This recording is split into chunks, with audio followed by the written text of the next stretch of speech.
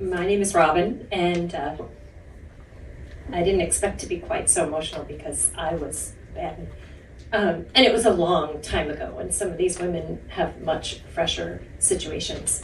But boy, it was difficult to watch. I watched my mom put a smile on her face, and I watched my father hold a gun to her head.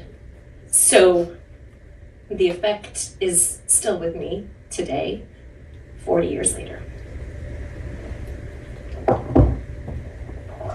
Hi, I'm Jessica. I recently left an abusive marriage, and I think what resonated with me most is the pain of trying to protect your children, because that's what I'm trying to do right now. I mean, I could resonate with what you would struggle with while you were in the relationship, and what the children would witness and the pain they would feel. But on another level, kind of feeling powerless to protect them now. There was a lot, and I also, the household I grew up in, that resonated as well. So it was very powerful, and I guess it's everything. My name's Olivia, and I related with all three videos. I'm 24, and I recently just left my abusive partner a little over a year ago, but it feels like it was yesterday. That last video really put me over the top because I was a child in an abusive household and promised myself I would never be in that relationship, and then I found myself right back into the cycle of abuse. And my mom and I are not, we don't talk. I have no connections with my family because my mom is someone who victimizes herself still and does not take ownership for what has happened.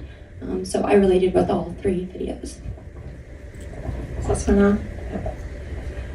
Hi, I'm Christine, and I was actually quite triggered by that last film. I haven't seen it yet myself, but I grew up in a family very similar to that, with a lot of denial and a lot of, like you saw my video, a lot of just crazy stuff going on during the day, and then my mother just behaving as if that never happened. But seeing it from the outside was really, really powerful, because I have very few memories of my childhood, because a lot of it was really traumatic, and they're all bad memories that I do have. But just watching that little boy was, I really could connect with that horrific feeling of kind of dissociating from your world, just thinking about that one thing.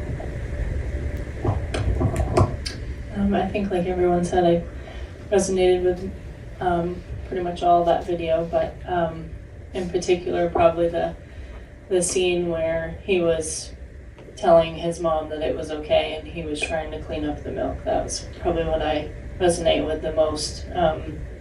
Trying to take care of my own mom after my dad or one of her other abusive partners afterwards did something bad. And then with Christine's video, resonated with the midnight adventures. My mom would take my little brother and sister and I all of a sudden on an adventure where we had to go to a hotel a couple hours away from where I grew up, and we couldn't tell anybody where we were going, and we couldn't talk to anybody while we were there. And it was a fun getaway for us, but it was actually to just try to keep us safe from my dad. He was in an episode. Courtney, did you know what was going on? It sounds like your mother was back trying to pretend or make so that you didn't, but did you know?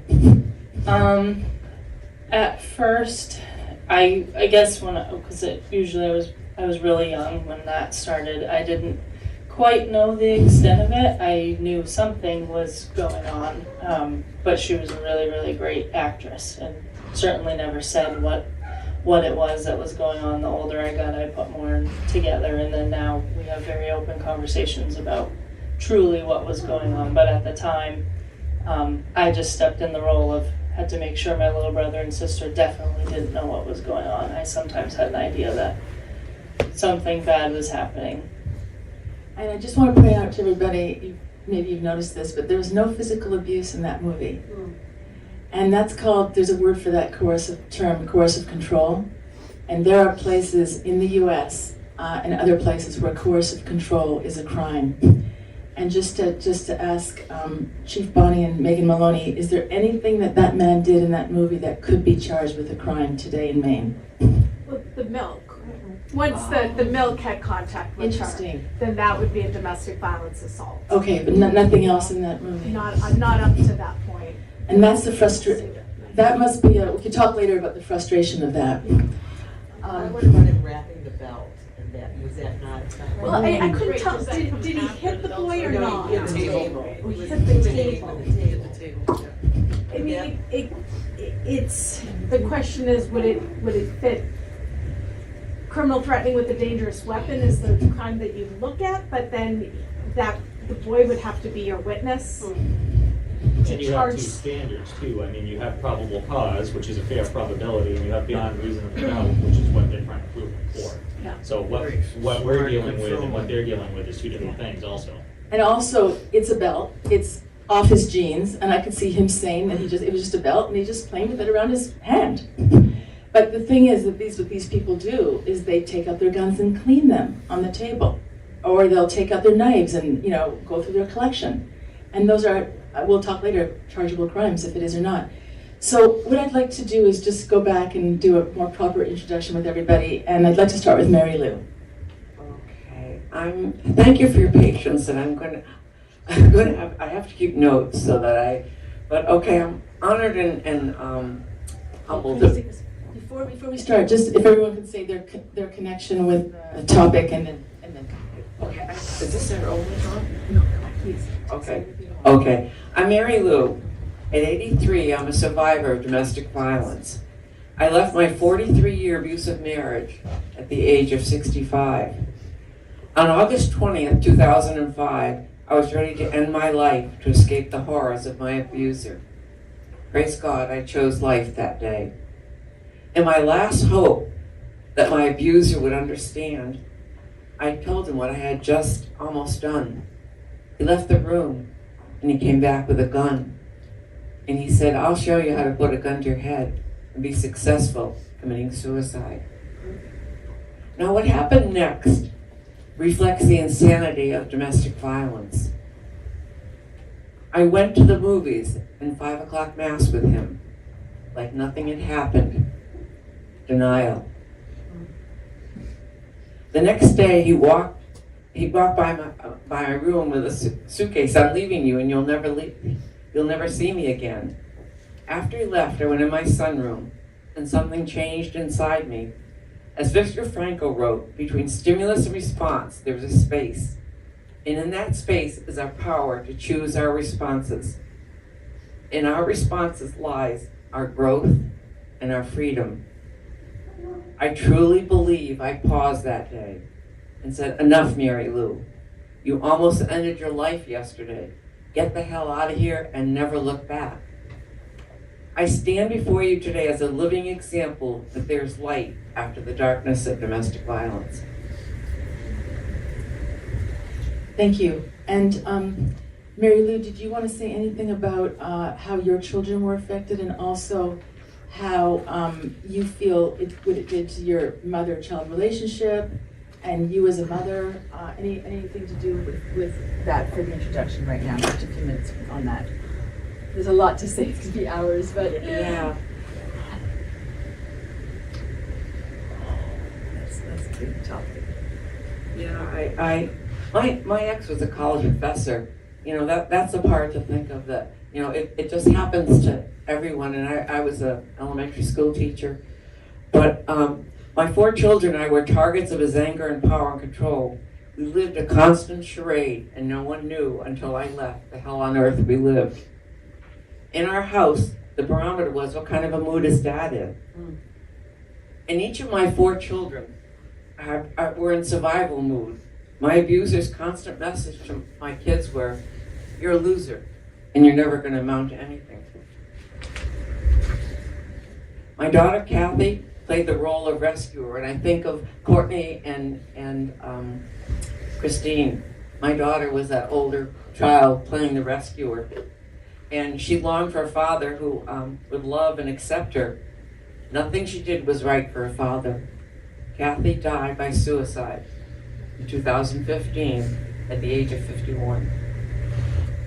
My oldest and my, is this too much? No, it's not too much. It's too much to bear.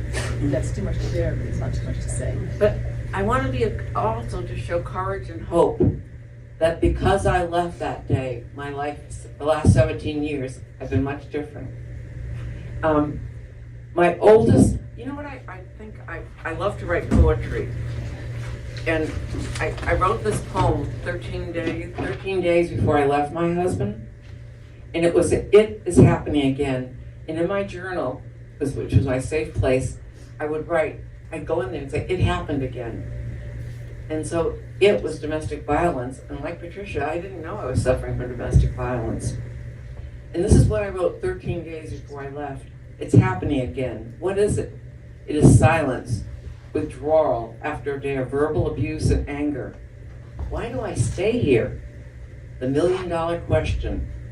Denial, fear, insecurity, self-esteem. I don't enjoy it. I don't get treated by anyone else I've encountered this way. I allow myself to be put down and humiliated. I feel trapped and stuck when it happens. How do I begin to open the door to self-worth and be free of fear? It was closing in on me.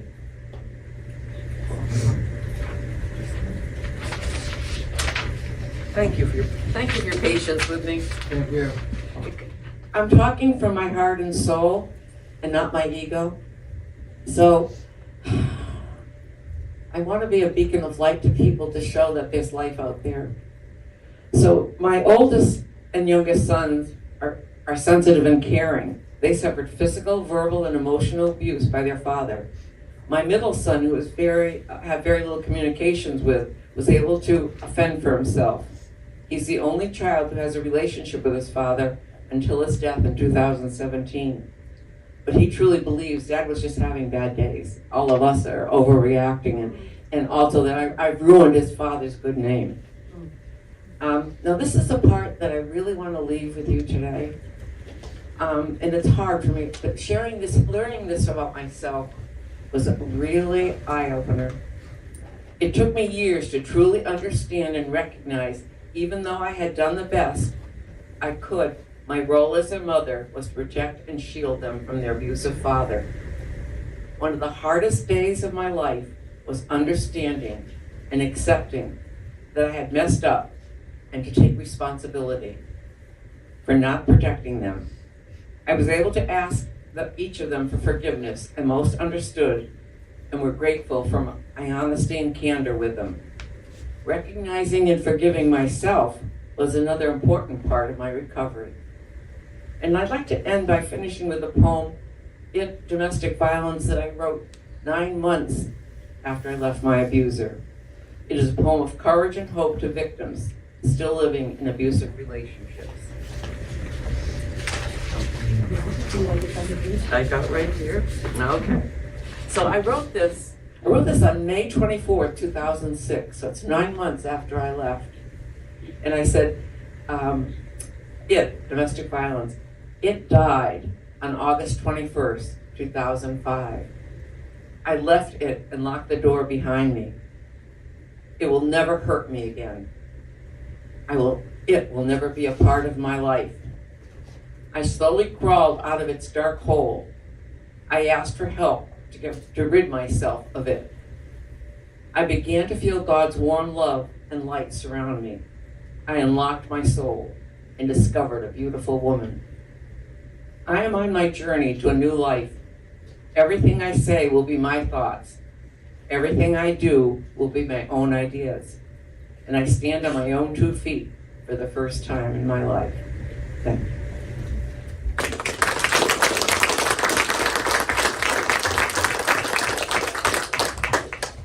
Melody, could you say a little bit about your son? Because I know that you're worried about him. Hi, so my name is Melody and I'm in recovery from, actually I'm just gonna say a little bit. Please. So I'm in recovery from alcohol and substance use disorder. I don't use anymore. I don't need to use anymore. So I was in an abusive relationship for 13 years, and we had a son together. And I left that relationship in 2015, and my son went to go live with him because he had a protection order on me. And I wasn't able to see my son. He used that protection order to keep my son away from me, even when I was incarcerated and trying to do the right thing. So I think this affected my son in a really negative way. So when I did get released from prison, I did everything I could possibly do to get my life in order. I did everything I could possibly do to change the way I was living. I started to do service work in my community. I did a lot of things that would help my situation and help other people understand what happened and why it happened. I wrote a couple books about it. Well, the first book has it shared a little bit about what I went through and how I resorted to using substances when I was in that mentally abusive relationship. And it was like really bad. So when I left him and then he kept my son from me, I kind of fell apart, but I was able to find recovery, and I've been able to build a new life, and I'm doing a lot of good things, and it's like really good. But so I have a relationship with my son. I moved him in with me. We've done counseling together where I didn't have to. I wasn't asked by DHS or anything, but I could see the signs that my son was struggling. So I said, move in with me and let's try to do this. So we had in-home counseling for 6 hours a week and everything, so it helped. That helped a little bit. But even yesterday, I see him on Saturdays still. So I seen him yesterday, and I could tell that he's just he's 18 now, but he has a lot of post-traumatic stress disorder from the abuse. And I remember that video kind of reminded me of when I was with my ex and how angry he would get over little things, and then my son would look at me like that. And there was a time when he grabbed my son's shirt, and I got up and I was like, don't touch him. I stuck up for my son. I said, you don't touch him ever. Don't even grab his shirt like that. I was really upset. So I think my son today, I think he's doing good. He's going to graduate, but he still has those effects. The school stuff where that little boy ran off and got angry. That was my son in school. Was he punished at school when he did things like that? He was sent home. They tried to put him on medication. And at the time, I was kind of living my life as using substances at home too. So he was going through a lot more than just the witness and the abuse at home. So I try to. Can I just ask you? There was something you said earlier when you said that your ex got a PFA on you. On what basis did he get a protection from abuse order on you?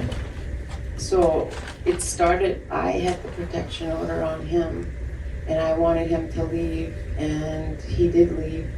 And then my son, he had supervised visits for it was about a month. And then my son, I felt bad for him, why do I have to have permission? And I said, okay, well, I'll give it a chance then. I'll go to the courthouse tomorrow. And then I went to the courthouse and I asked them, I'm not going to do the protection order. I'm just going to try to do it in a way that's the nice way.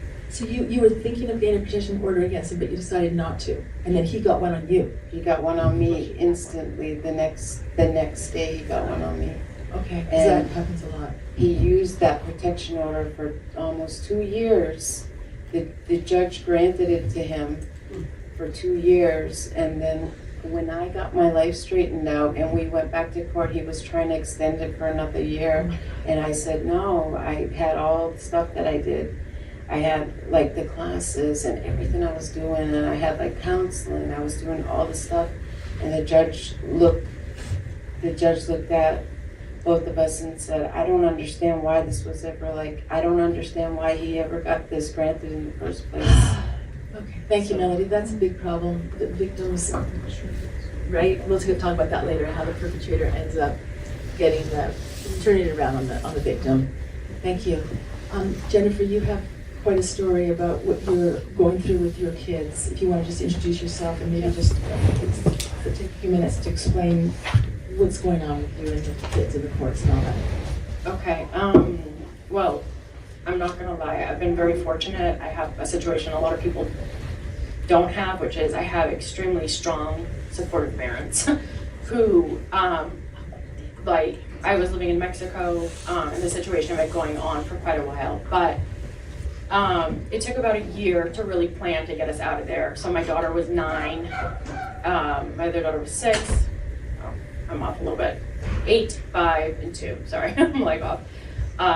So they were really little, and my dad actually came to get us, and it was not easy. It took a lot of prep, a lot of, I had to sign documents in Mexico. A notary is a legal entity. It's not like in the United States. It's very legally binding. I had to sign stuff promising I was coming back, all these things, even though my ex knew I wasn't. But I came here with my 3 kids. In Waterville, is that where you live? I live right in Belgrade, yep. Belgrade, yep. Yep, and so my dad flew down to Mexico and he literally brought us home. And like I said, it took a good year to plan it and to do this because I wasn't normally allowed to travel with the kids. There was a lot of abuse in any and every way you could imagine, but I didn't want my kids to grow up with that. My middle daughter was the favorite child because when you have a narcissist, you always have one that's the favorite child. And she was the favorite child. She was, to this day, we still deal with the issues of how it's affected her. And we came to the one place he never wants to be. With that being said, it's not that easy. We came here, I was beyond broken. Functioning was like something I could hardly do. And I had these 3 kids. Luckily, my son was only 2, so he was affected the least. But my 8-year-old, we weren't allowed to walk on the carpet. We weren't allowed to sit on the couches. At home, you live with this guy. No. We God forbid you spill something. He would just rage. He's a big man. He's 6'3". So the kids. I couldn't stand it. The kids would watch as he was literally just starving me. He got to the point where he didn't want me around the kids. The kids had to be taken care of by maids. It was just it just was like snowballing. And we came and the kids, we got them into counseling. I got into counseling. We did all the right steps because the one thing I wanted was that through all of this, we got healthy. That was like the biggest thing for me was we all got healthy. And as the guardian and everything said, my ex-husband would come once every 3 months for 2 days. And he would come once every 3 months for 2 days, see the kids for 2 days, call us to pick them up early. But 4 years ago, this month of February, I got a phone call from Williams Elementary that my daughter was asking kids, she wanted to kill herself. This is my middle child, his favorite. How old was she at the time? She was this was 4 years ago, she's 13 now. She was 9. She was 9. So we've had great doctors, we've had great therapists. Like I said, we had all the resources. This was not the type of call you want to get at work. So we instantly took her in to see her doctor. We notified the therapist, which the kids were doing weekly therapy, they still do. And it was suggested that we do a motion to modify to try to get therapy on his part so we could protect her. You don't want your... on the father's part? Right, for him to get therapy, to learn how to engage with the children. Because the last thing you ever want is for a 9-year-old to be threatening suicide.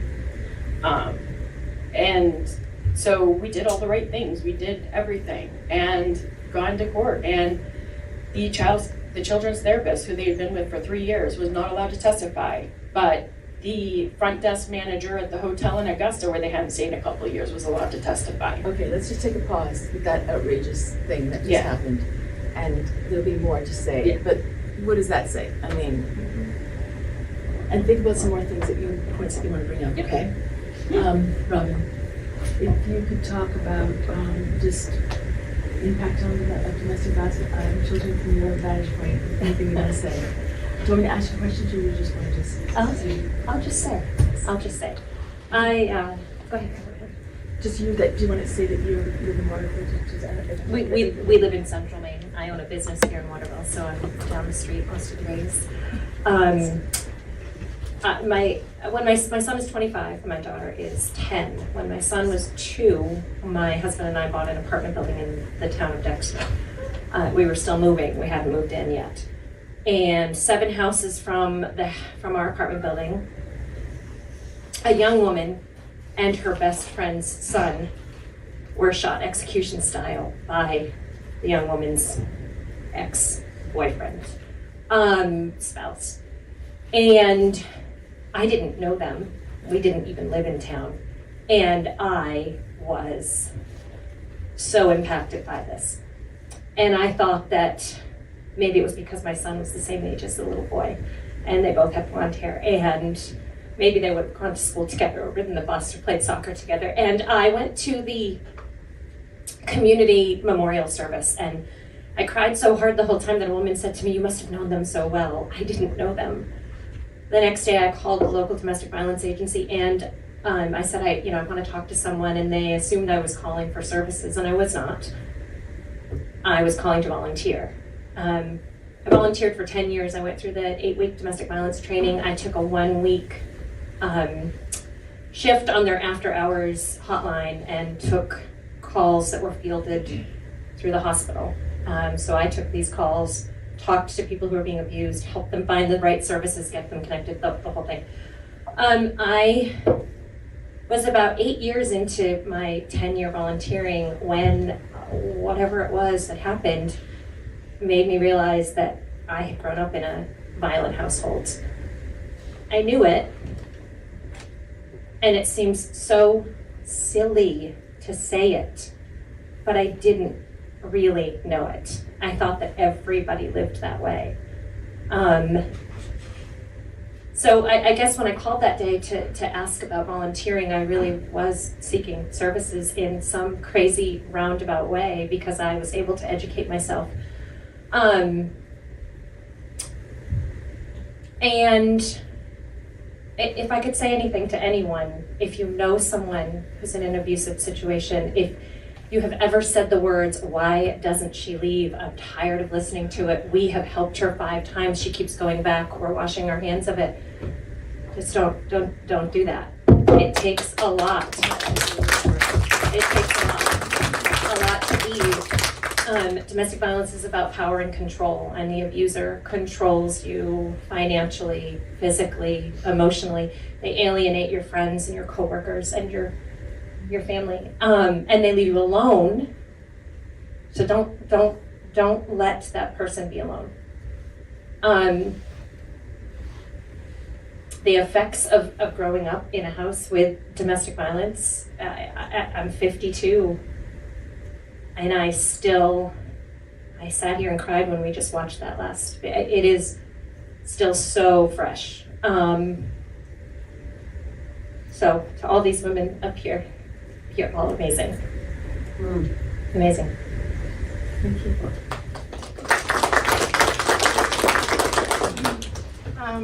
My name is Jess. I'm sorry. Okay, I'm from Freedom, and I have a 5-year-old daughter and a 6-year-old son, and they're magical people. I left my husband in May. Well, actually, he left. I got a PFA against him. I finally held him accountable for what he was doing to me. He strangled me 3 times in 2020. I didn't do anything about it. He threw my phone in the wood stove, so I couldn't.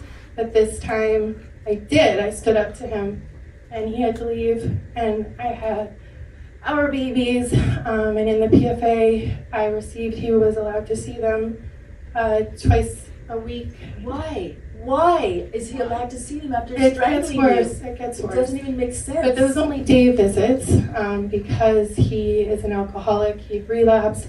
My brother had also died a few months prior. He used that to really make my life awful and make me feel terrible.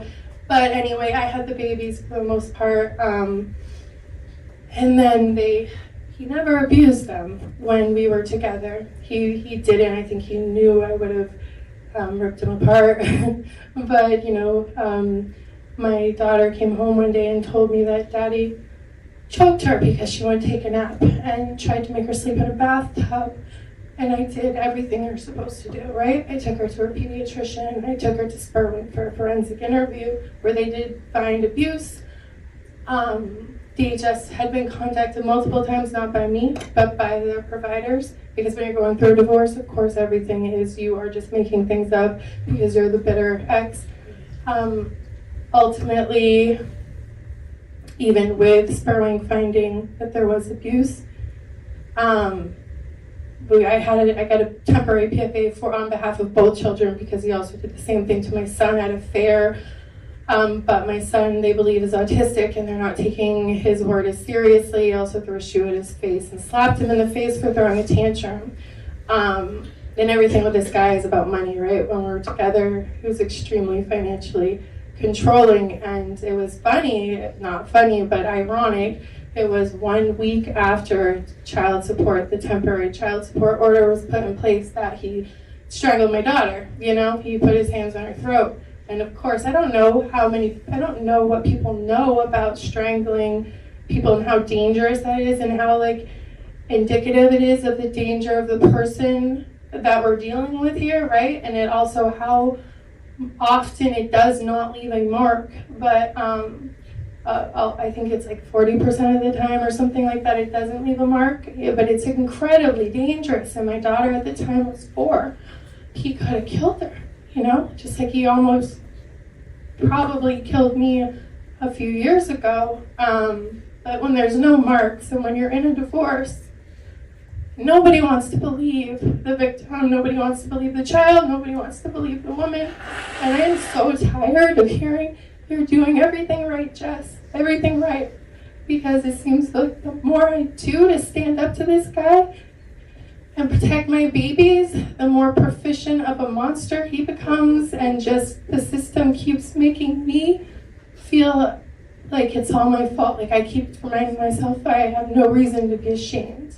I didn't hurt anybody. I didn't hurt somebody with less power than me. I did not hurt a child. I am trying to keep them safe because I don't believe he's ever going to change. I don't. And Better's intervention, do you think that's going to make a difference? Well, it gets worse. So we have a guardian ad litem. She tried to, because I wanted one, and I tried. I'm just going to get it all out there. I'm tired of being quiet. And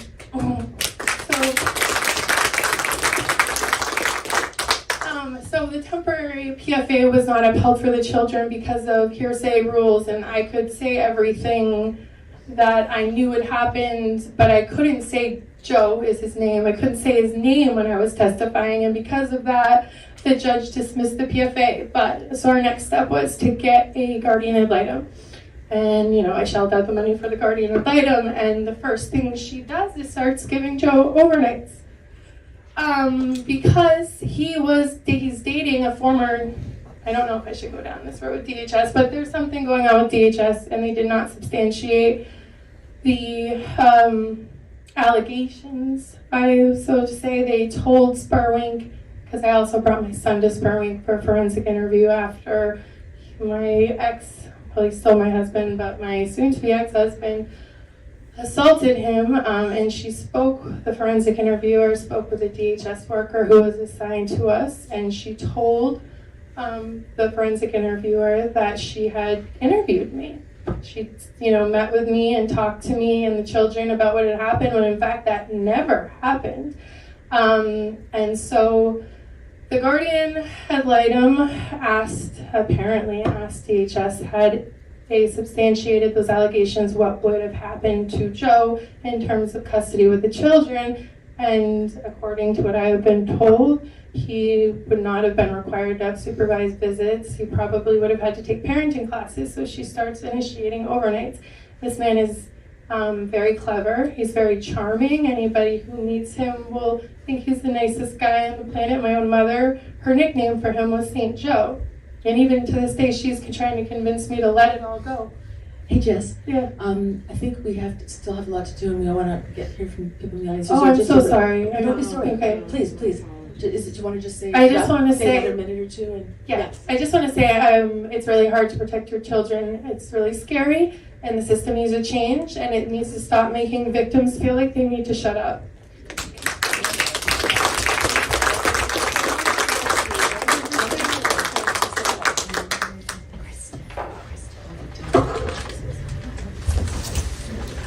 Olivia. My name's Olivia. I, a little over a year ago, left my ex-fiance. He, at the beginning of December last year, he was still the chief operating officer of an insurance agency right here in Maine. And I also worked in the insurance industry, but I was not a chief operating officer. And I didn't have the charm and that, a lot of people loved him. And I think it was about 6 days into December, he had finally been terminated after sexual harassment claims had been brought to his boss.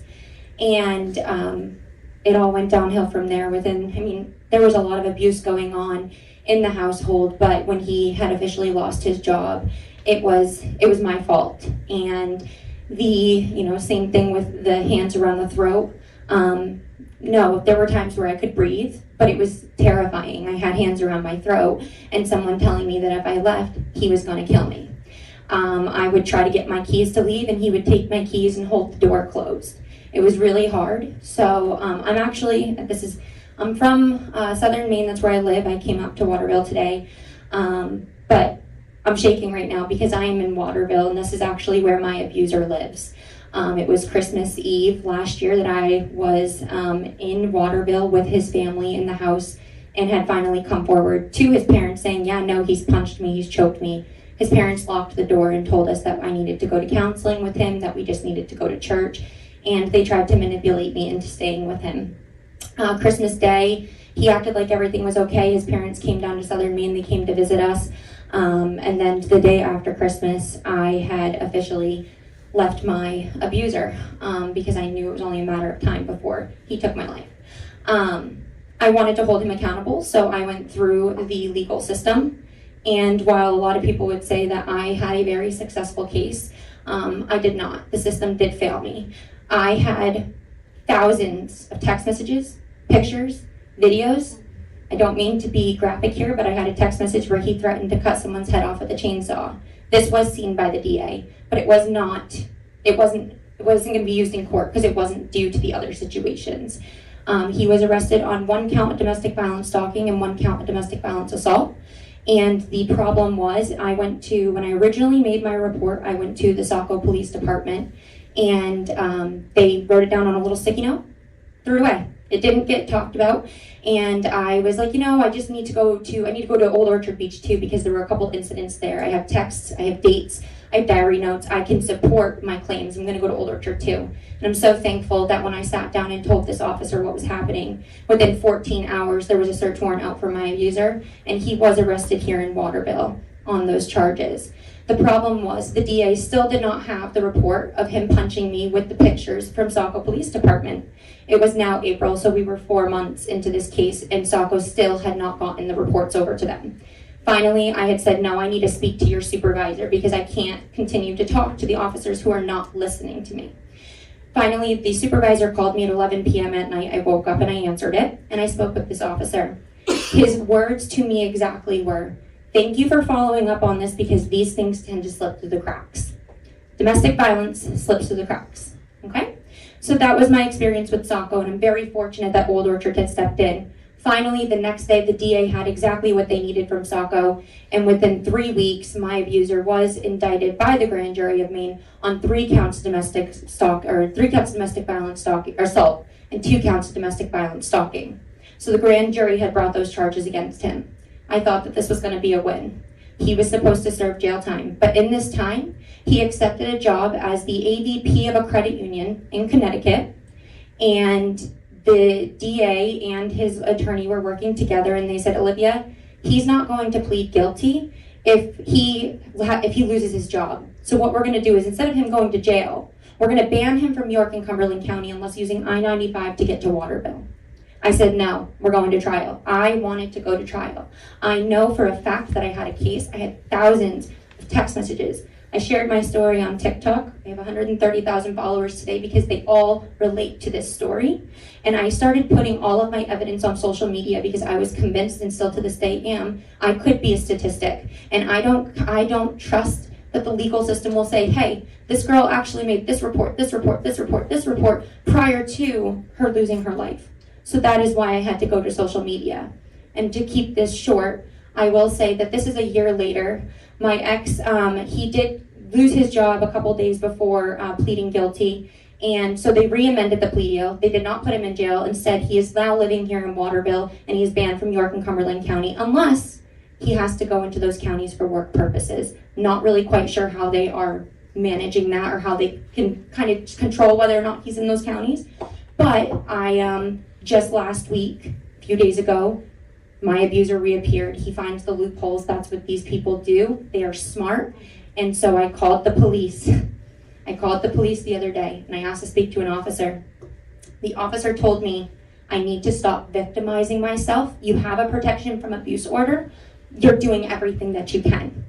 And at that point, I said, I need to speak to the DV investigator. I'm fortunate my DV investigator, his probation officer, seemed to be phenomenal. And so when I spoke to them, they took what I gave them as a report very serious, because this is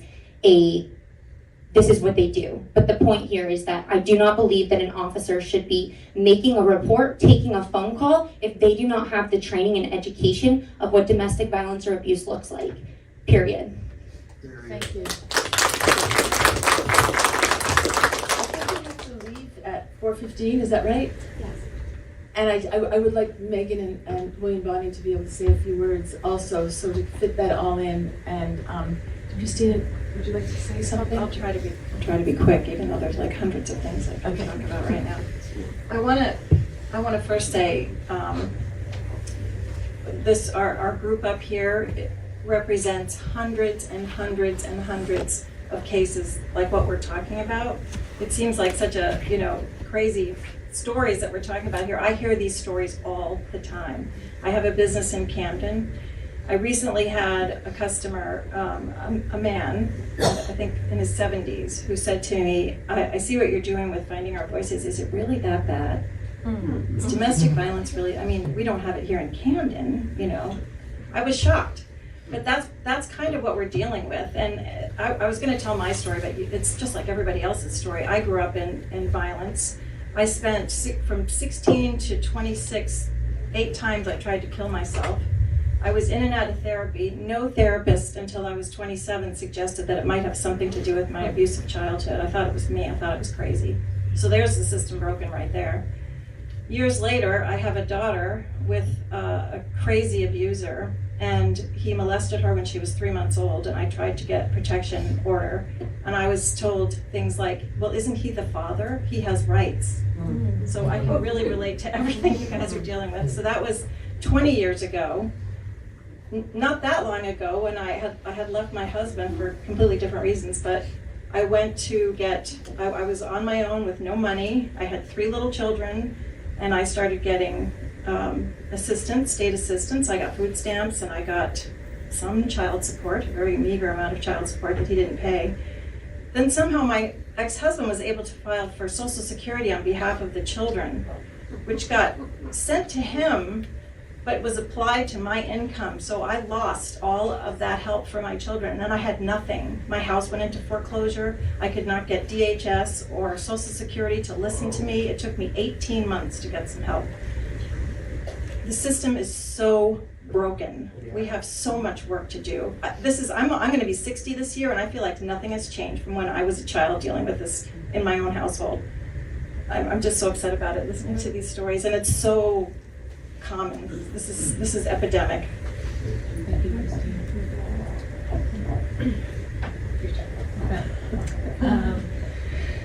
I feel like I don't even know what to say after all that. Thank you all for sharing. Holy cow.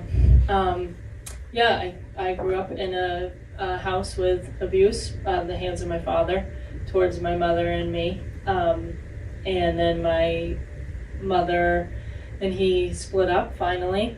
Thought there would be some peace there, but it's a cycle. So my mother found herself with other abusers.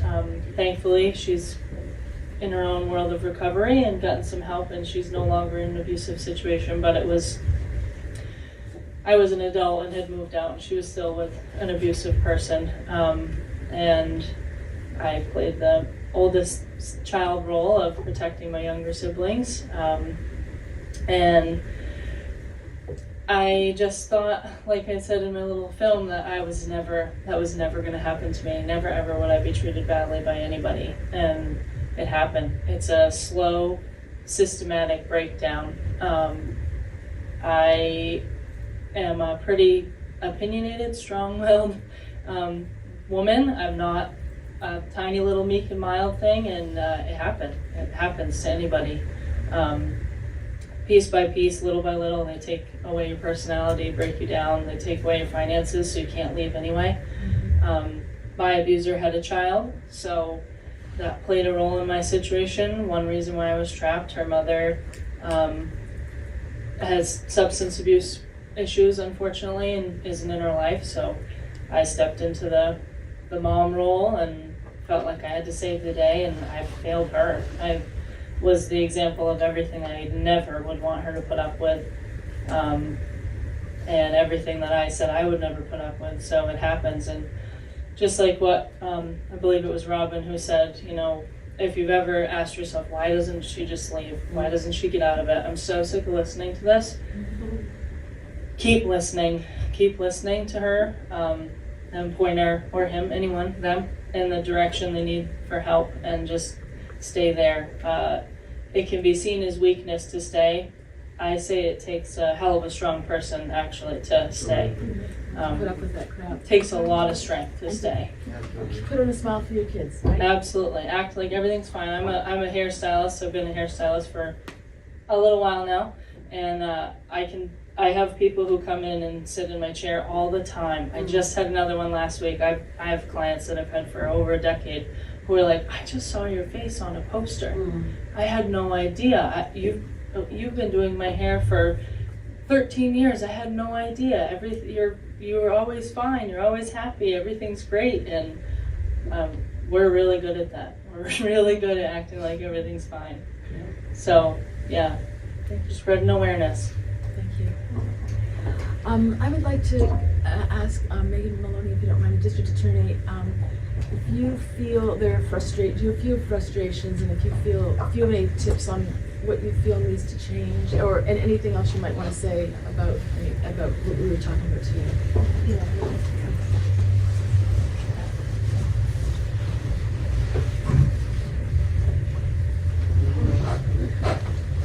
I realize we don't have a lot of time. Is this on? I hit the mute button just before I passed it off, sorry.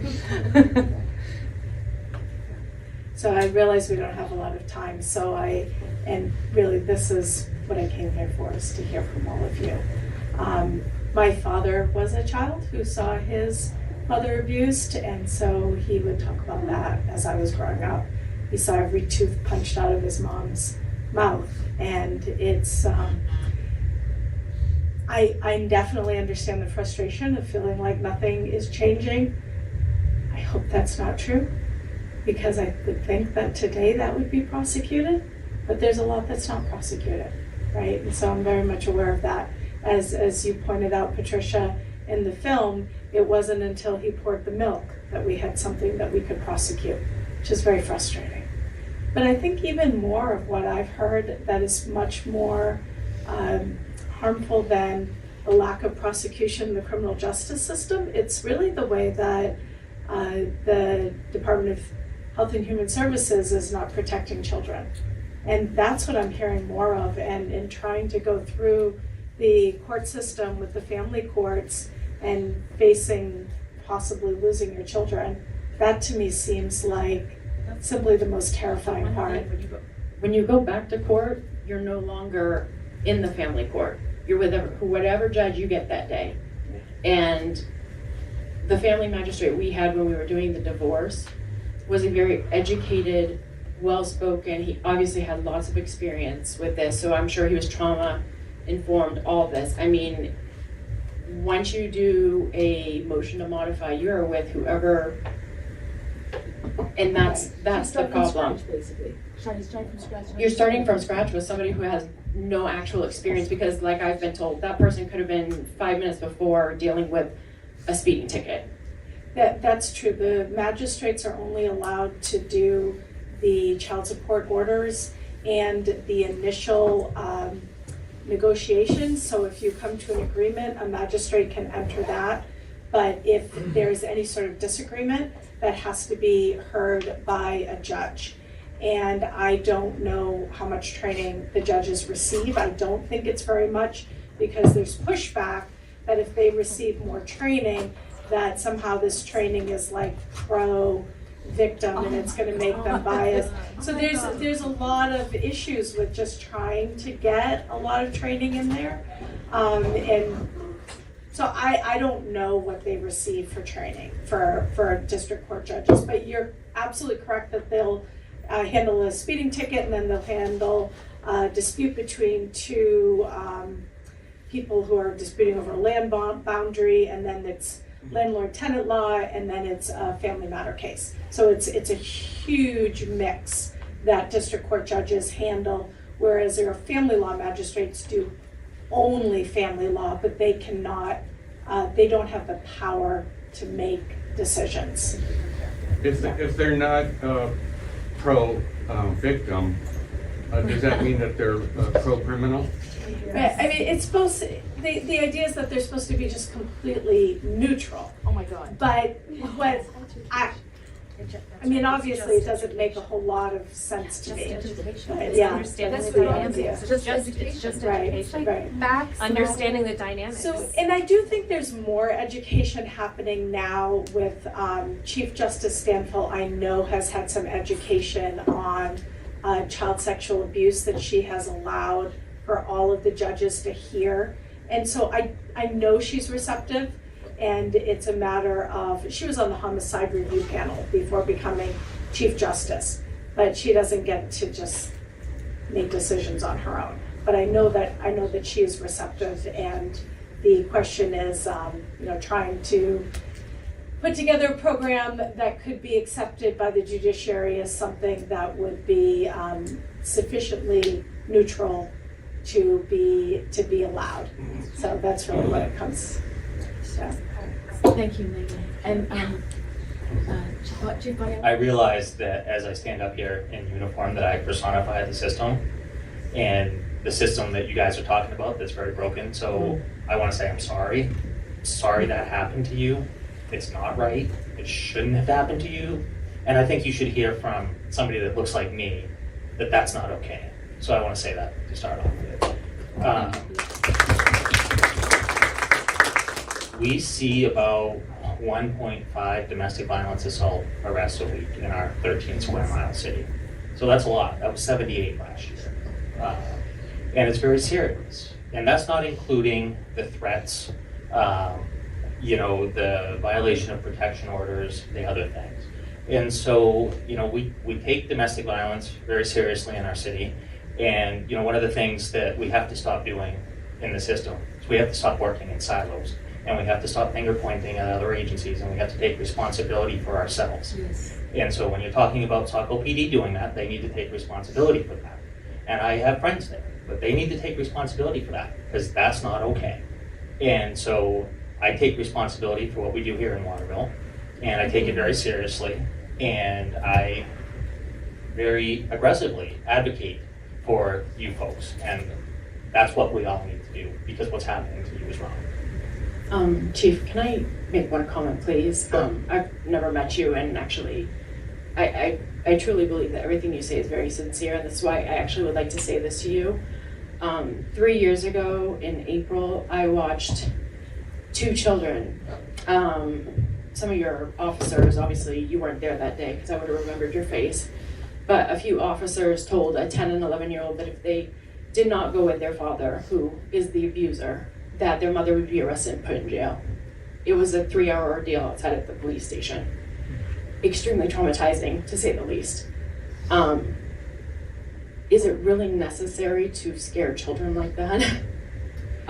Because it was incredibly intense. I had nightmares for months after. Yeah. Well, I'm sorry that happened to you. I was not there, so I don't know the specifics You of weren't. that I would case. remember you. You know, I do think that there are different ways we can handle things sometimes, and I certainly would choose to handle that particular instance differently. I do think that training is important. I do think it's important for officers to understand how stuff like that affects children. And, you know, quite frankly, until we have kids, we don't understand that. And so some of my younger officers might have a hard time empathizing And with that. these were younger officers. Yeah. I'm not going to lie. They were doing what they were asked. But that's no to excuse, do. right? I mean, we need to handle those situations correctly every single time. Are your officers trained? Is there an opportunity for them to go through a domestic violence training? Do you have an agency that comes in and offers some education? And So the officers do receive mandatory training on domestic violence and a variety of other things. Megan's office is actually putting on a training on strangulation so that we can provide them the best prosecutable case possible. And our officers have gone through that, and as we get new officers, we'll continue to put them through that. Yeah, I can say Waterville, they allowed us to do 6 strangulation trainings. So I'm really grateful that Waterville has been so open to allowing for training. it's amazing. Yeah. It's amazing. But what we need is a community and a system, so that we don't need strangulation trainings. You know, people say that children are resilient, and they're like, "Oh, don't worry, children are resilient. They'll They'll be get over it." fine. They'll be fine. Like anybody else, they learn coping skills. And I think as the state of Maine, we have so many addiction issues. We have to realize that this is how they're coping. That's right. They're not resilient. My children have been in therapy for years. It's a daily thing that we do. It literally takes a village. Maine had 716 overdoses that resulted in death last year and 9,000 overdoses that resulted in saves. And you're absolutely right.